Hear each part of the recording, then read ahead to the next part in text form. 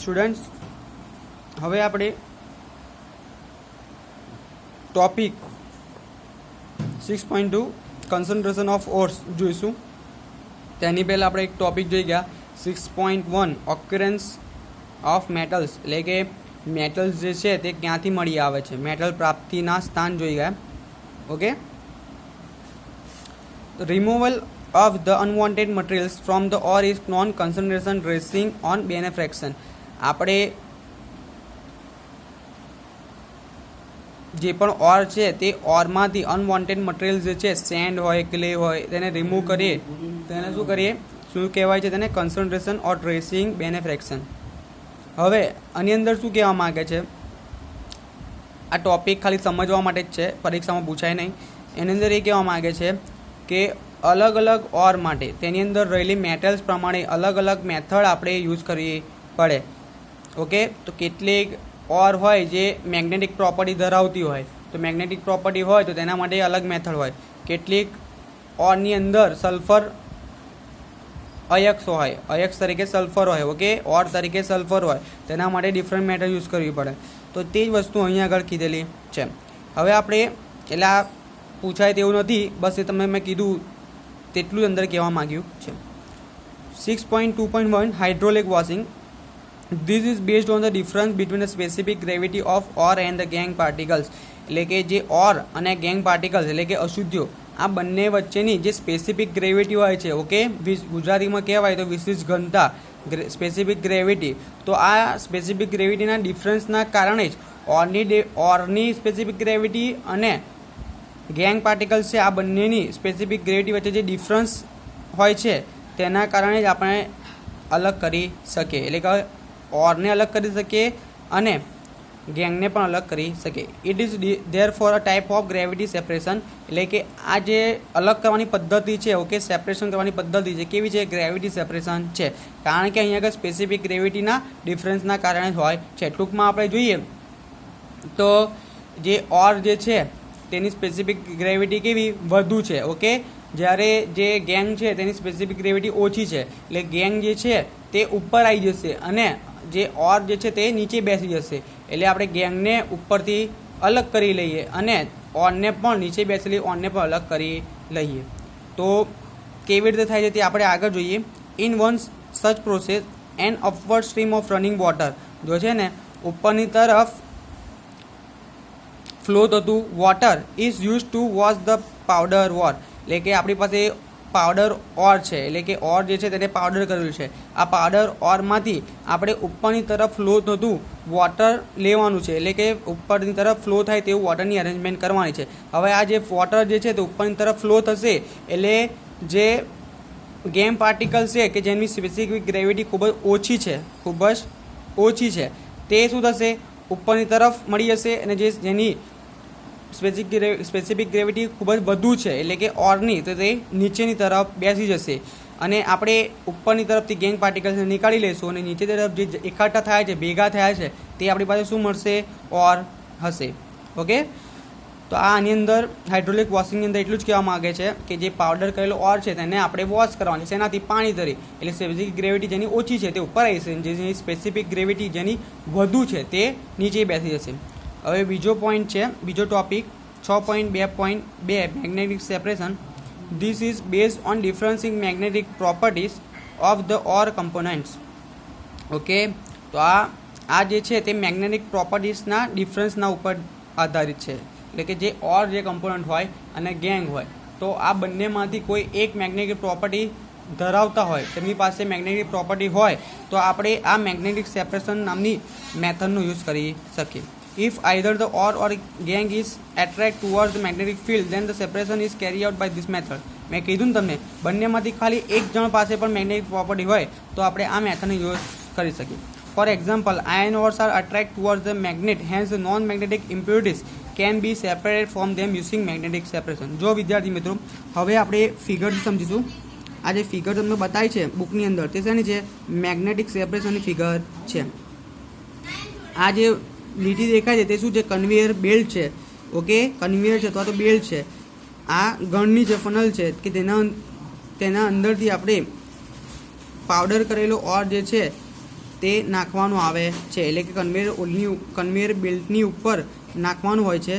અને આ જે તમને પડદા દેખાય છે, ઓકે, ટાયર જે દેખાય છે તે શું છે? મેગ્નેટિક ફિલ્ડ જનરેટ કરતું મેગ્નેટ છે. આ બંને મેગ્નેટ છે. હવે શું થશે કે જે પાવડર કરેલો ઓર જે છે આપણે ગરણીમાંથી નાખીશું તો આ કન્વેયર ઉપર અથવા તો બેલ્ટની ઉપર પડશે અને તે કન્વેયર ફરતું છે, ગોલ ગોલ ફરે છે.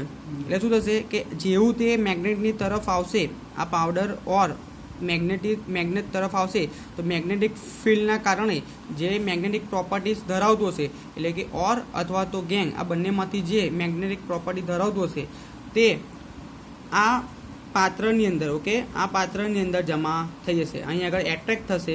આ મેગ્નેટ છે અને અહીં આગળ સમજો કે મેગ્નેટિક પ્રોપર્ટી ધરાવતું ઓર અથવા તો ગેંગ છે, તો તે અહીં આગળ એટ્રેક્ટ થઈને આ પાત્રની અંદર જમા થશે. કે જ્યારે નોન મેગ્નેટિક પ્રોપર્ટી ધરાવતું ઓર અથવા તો ગેંગ તે અહીં આગળ આ પાત્રની અંદર દૂર જમા થશે. અને તેવી રીતે આપણે ઓર અને ગેંગને અલગ અલગ પાત્રમાં જમા કરીને દૂર કરી શકીએ છીએ, અલગ અલગ કરી શકીએ છીએ. તો એ જ વસ્તુ અહીં આગળ કહેવા માંગે છે. વિદ્યાર્થી મિત્રો યાદ રાખજો કે અહીં આગળ એવું નથી કે ઓર જ મેગ્નેટિક પ્રોપર્ટી ધરાવે. બંનેમાંથી ગેંગ અથવા તો ઓર, આ બંનેમાંથી કોઈ એક પણ જો મેગ્નેટિક પ્રોપર્ટી ધરાવતું હોય તો આપણે આ મેથડનો યુઝ કરી શકીએ છીએ. Okay, the powder or is drop over the conveyor belt which moves over the magnetic roller. આ મેગ્નેટિક રોલર છે, ઓકે, એટલે મેગ્નેટ, એટલે કે આપણે કન્વેયર બેલ્ટની ઉપર નાખીશું અને તે મૂવ થશે, ગોલ ફરશે. જેવું નજીક આવશે તેવું અહીંયા આગળ મેગ્નેટિક ફિલ્ડના એટ્રેક્શનથી જે ઓર અથવા તો ગેંગ જે મેગ્નેટિક પ્રોપર્ટી ધરાવે છે દૂર આ પાત્રમાં પડશે અને નોન મેગ્નેટિક પાર્ટિકલ્સ તે બીજા પાત્રમાં પડશે. Magnetic substance remain attract toward the belt and falls close to it. તો કંઈ નથી વિદ્યાર્થી મિત્રો, હવે આપણે બીજી એક મેથડ જોઈએ, ફ્લોટેશન મેથડ. ઓકે, ગુજરાતીમાં શું કહેવાય છે? ગુજરાતીમાં ફિલ્મ ઉત્પ્લવન પદ્ધતિ પણ કહેવાય છે, જે 10મા ધોરણમાં તમે શીખી ગયા છો. એકવાર ફિગર જોઈ લઈએ આપણે. તો આ જે છે તમને દેખાય છે તે રોટેટિંગ પેડલ છે, તેને આપણે રોટેટ કરવાનું છે. ઓકે, હવે જેવું આ રોટેટ થશે તેની નીચેના ભાગની અંદર પંખો જે હોય છે, ઓકે, ફેન, તેના જે પાંખિયા હોય છે તેવું સ્ટ્રક્ચર છે. જેવું રોટેટ થશે, રોટેટિંગ પેડલથી રોટેટ થશે તો આ પાંખિયા પર રોટેટ થશે. આ પાંખિયા રોટેટ થાય તો તેનાથી બે ફાયદા થશે. એક તો સક થઈને એટલે કે શોષાઈને એન્વાયરમેન્ટની જે એર છે તે અંદર સોલ્યુશનની અંદર આવશે. ઓકે, બીજું કે જે આપણે ઓર અને ઓઇલ આ બંનેનું જે પલ્પ રેડી કર્યું છે, ઓકે, જે મિક્સચર રેડી કર્યું છે તે પણ હલાઈ જશે. એટલે કે બે બેનિફિટ, એક તો એર શક થઈને અંદર આવશે અને બીજું જે ઓર ને ઓઇલનું મિક્સચર છે તે હલાવવા માટે ઉપયોગી બને છે. ઓકે, તો હવે આપણે જોઈએ, this method is use for removing gangue for sulphide ores. એટલે કે આપણી પાસે સલ્ફાઇડ ઓર હોય અને તેમાંથી આપણે ગેંગને દૂર કરવું હોય, ઓકે, અશુદ્ધિઓને દૂર કરવી હોય, નોન ડિઝાયર મટીરિયલને દૂર કરવું હોય તો એના માટે સલ્ફાઇડ ઓરના માટે આ ફ્લોટેશન મેથડ યુઝ કરી શકાય છે. In this process a suspension of powder or is made with water. એટલે પાણીની સાથે આપણે પાવડર કરેલા ઓરને મિક્સ કરીને સસ્પેન્શન બનાવવામાં આવે છે. તેની અંદર બીજું બે વસ્તુ વપરાય છે, એક કલેક્ટર અને ફ્રોઝ સ્ટેબિલાઇઝેશન. ઓકે, કલેક્ટર શું કરે છે?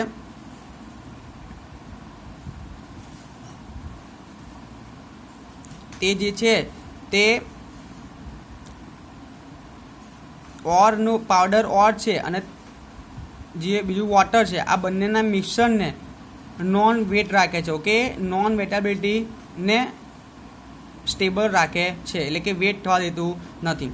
તો કલેક્ટરની અંદર શું વાપરી શકાય? Pine oils, fatty acid, xanthates, enhance non wettability of mineral particle. એટલે કે જે આ પાર્ટિકલ્સ જે છે તે પાવડર ઓર અને વોટર છે, આ આનું નોન વેટેબિલિટી ઇન્ક્રીઝ કરવા માટે, વધુ કરવા માટે, એનહાન્સ કરવા માટે વપરાય છે. જ્યારે ફ્રોઝ સ્ટેબિલાઇઝર જે છે તે જે ફ્રોઝ જે છે, ઓકે, જે ફિલ્મ જનરેટ થાય છે તેનું સ્ટેબિલાઇઝ કરવા માટે, તેને સ્ટેબલ કરવા માટે વપરાય છે. તેની અંદર ફ્રોઝ સ્ટેબિલાઇઝર તરીકે શું વપરાય છે? ક્રેઝોલ છે અને એનિલિન, આ બંને વાપરી શકાય છે.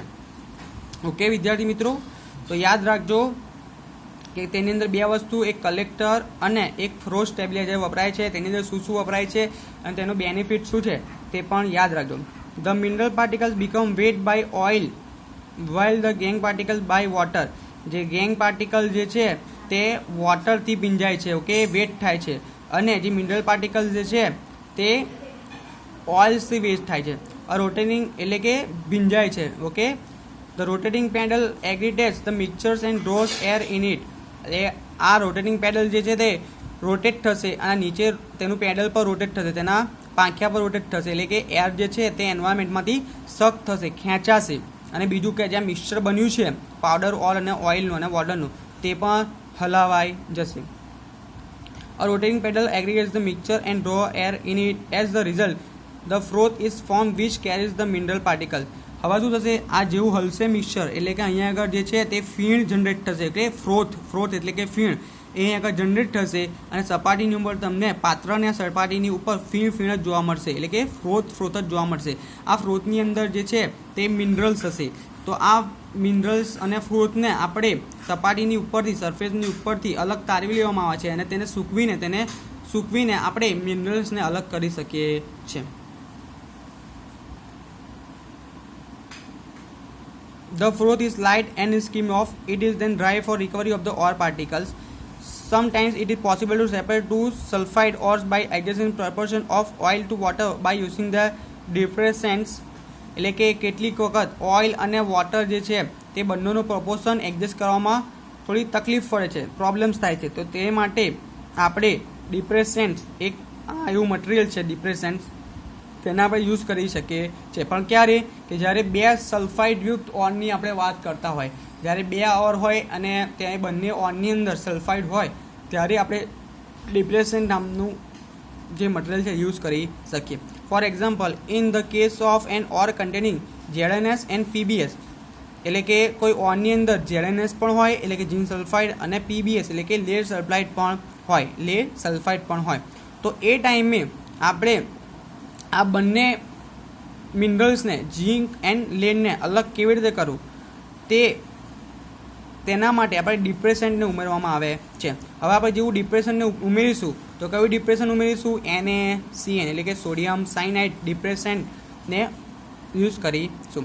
It selectively prevents ZnS from coming to the froth but always PbS to come with the froth. એટલે શું થશે, જેવું આપણે ડિપ્રેશનને ઉમેરીશું, અંદર નાખીશું, તેની સાથે જે ઝીંક સલ્ફાઇડ નામનું મિનરલ્સ જે છે તે ફ્રોથની સાથે આવશે, ફ્રોથની અંદર આવશે અને જે લેડ સલ્ફાઇડ છે તે ફ્રોથથી દૂર જશે અને તેના કારણે આપણે બંને મિનરલ્સને અલગ અલગ કરી શકીશું. તો વિદ્યાર્થી મિત્રો, ખૂબ જ સરળ અને મજેદાર બંને મેથડો હતી.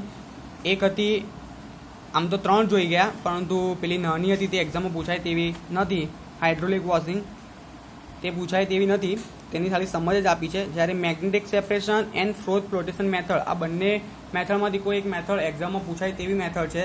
તો ખૂબ જ સારી રીતે સમજાય છે અને તમે તેની નોટ્સ બનાવજો, તેને પ્રિપેર કરજો.